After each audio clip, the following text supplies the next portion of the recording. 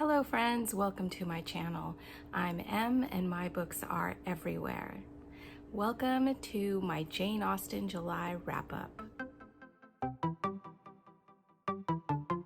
Many of you will have heard of Jane Austen July, where we celebrate Jane Austen and her works during the month of July here on BookTube.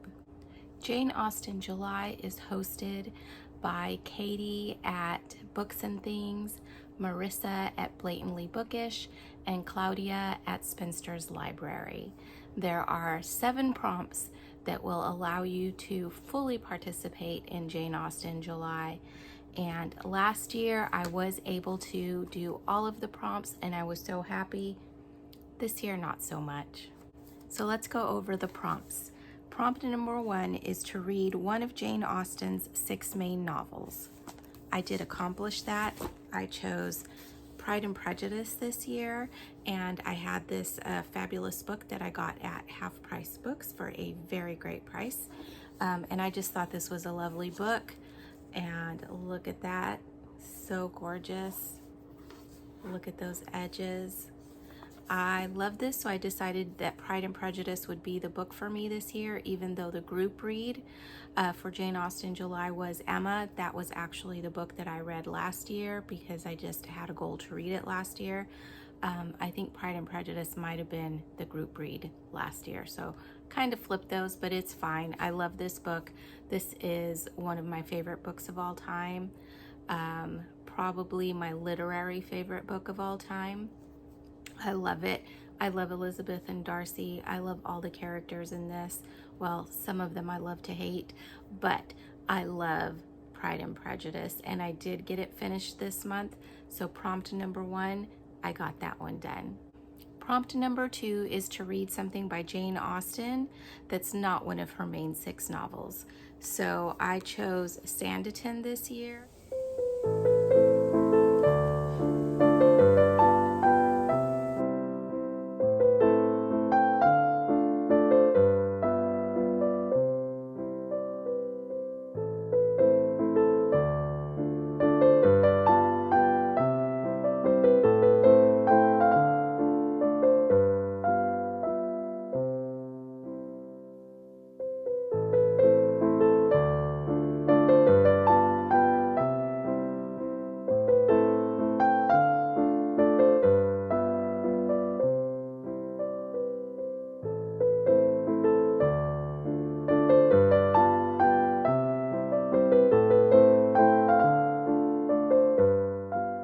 And I had the goal to read this whole book, which is the chapters that Jane Austen wrote, and then it was finished by another author, and this was in the 70s that other author finished it, in 1975 by Marie Dobbs.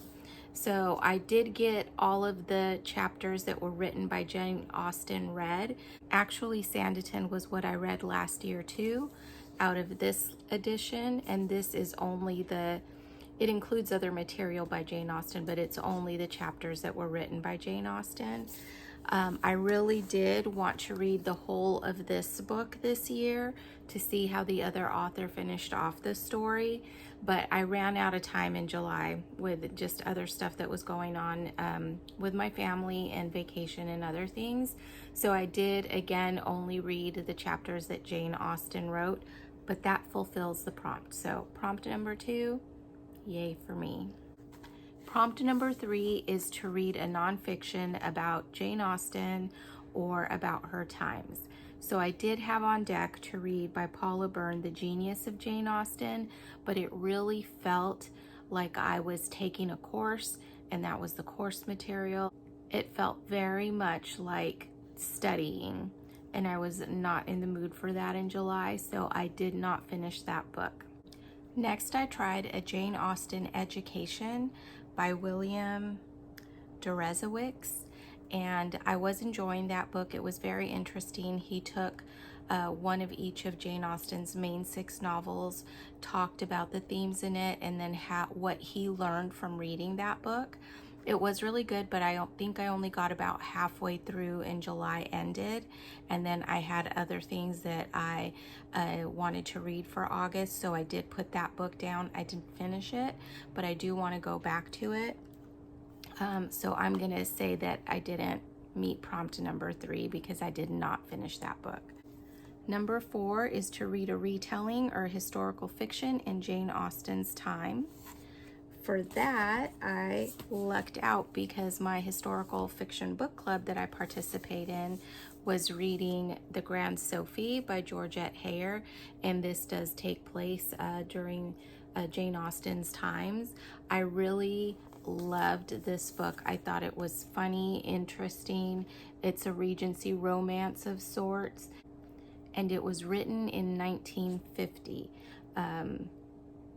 And this edition was published in 2004. So it was interesting to read the romance in this compared to Regency romances that are written now.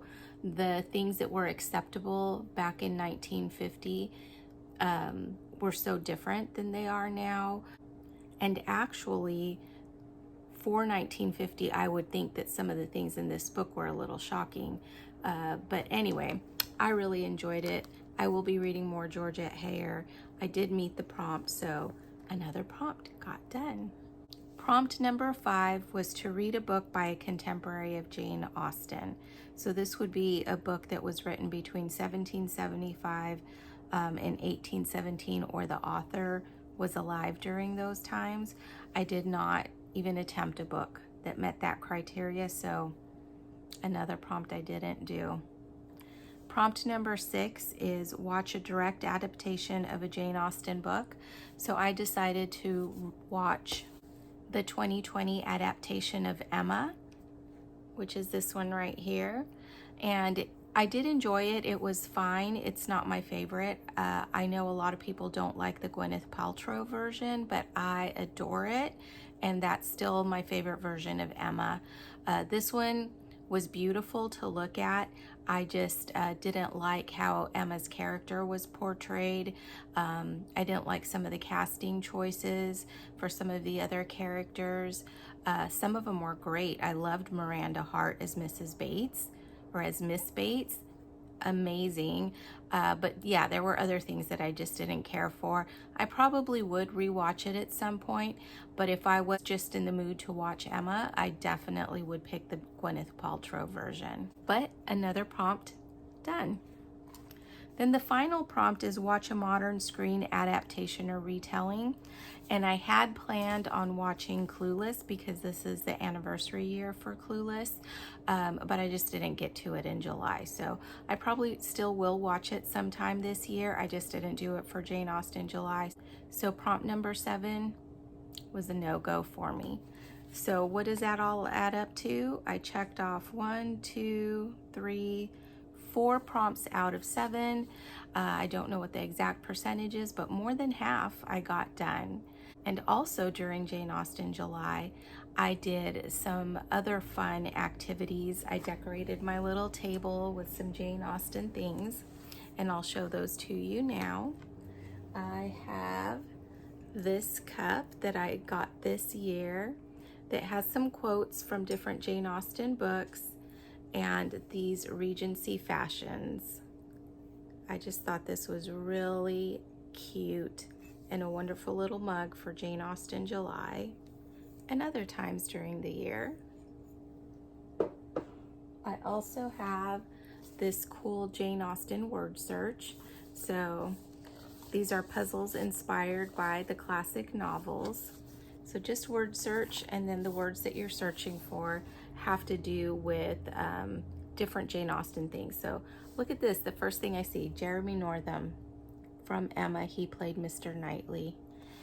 So yeah, this is a fun little puzzle book. I love puzzles, and this is my Jane Austen July. I also have I love pop figures. This is my Jane Austen pop, and isn't she super cute with her long trail, and she's reading Pride and Prejudice. Can you see that? Yeah, and she's got her little cap on. So cute. I love it. Also, I have these little peg dolls. I really do like peg dolls. I have an Anne of Green Gables, and I have Elizabeth and Darcy. They're just so cute. Look at that. Then finally, something that I did that was fun this year is some Lego. I love Lego, and there was a book nook that was a tribute to Jane Austen. So I did do that Lego, and I'll put some footage here.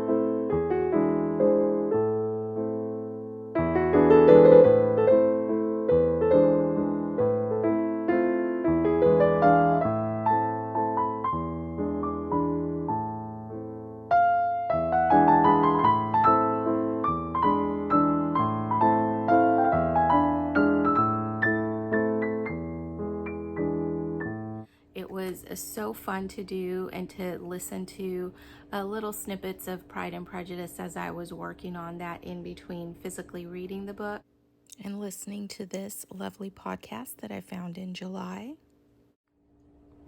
I loved it. So here is the final build. So this is